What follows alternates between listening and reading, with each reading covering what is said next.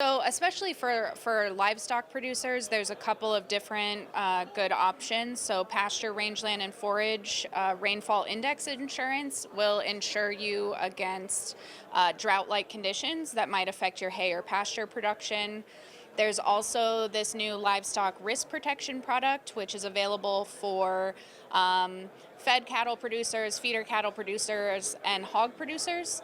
And these are going to protect you against price risk. So protect you against the price going down for your commodity going forward. Do they operate really like getting revenue protection for corn and beans? Not necessarily. So this one, well, the livestock risk protection is going to be basically just a price risk coverage. So it would be more like a price policy for corn and soybeans. So you're not, insuring your yield, you're just insuring against price declines. The pasture rangeland forage insurance is going to be, on the input side of things, unless you're a hay producer, then it may act more like a revenue policy for your hay production. But yeah, so these aren't necessarily going to act like kind of the typical revenue protection that you think about with corn and soy. Risk management sell many of these in Illinois? Yeah, so it's starting to increase. For the pasture, rangeland, and forage insurance, about 6% of eligible forage, so hay or pasture in Illinois, was enrolled in 2024. So not very much, but and then for the livestock risk protection, it's really taken off since 2020 when subsidies increased for that product. So it's starting to increase. So I think it was about 14,000 head of fed and feeder cattle are enrolled. I can't remember the number for hogs, but it was also increasing in the last few years. So they're starting to take off. Premiums are expensive, but you indicated that risk management subsidizes Yes. some of that premium. Yeah, so these are very heavily subsidized products. The subsidy levels are going to vary depending on what coverage you choose. But they are subsidized, and for like livestock risk protection, these subsidies have increased within the last 3 years. So they're becoming more affordable.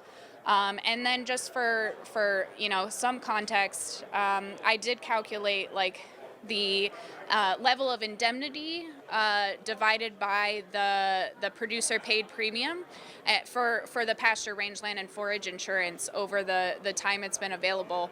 And so for every dollar spent on producer premium, you're getting on average over this time period about $1.29 back in indemnity. So it is pretty lucrative when you look at it like that. Of course, you're not going to get an indemnity every single year, but on average over time, it does seem to be paying out, and those subsidies really help with that. It's better than the 12 cents per dollar that soybean Yes, producers get. exactly. That's why I'm saying we should be looking into this for any livestock or forage producers in Illinois. Typical crop insurance agents have these policies and know all about them. Well, I don't know if they should, in theory, know all about them. But yes, so all of these policies are going to be purchased from your crop insurance agent. And so if they don't know as much about something, you can usually go to the Farmdoc website, and normally we have stuff on them. So you can check it out there too. All right. What's the deadline for signing up for these, and when they're good? Is it year round for livestock risk management? Yeah, so the livestock risk protection is a year-round policy, and so you can enroll in that at any time with your crop insurance agent. There's one big set of paperwork you fill out to get registered, and then you can enroll any day of the year. Within any weekday where there's trading going on. And then the pasture, rangeland, and forage insurance, the deadline is in the fall. So you would have to enroll before the 2025 crop year, because you can actually enroll in the policy and get coverage for January, February rainfall. So you have to kind of enroll before the year starts.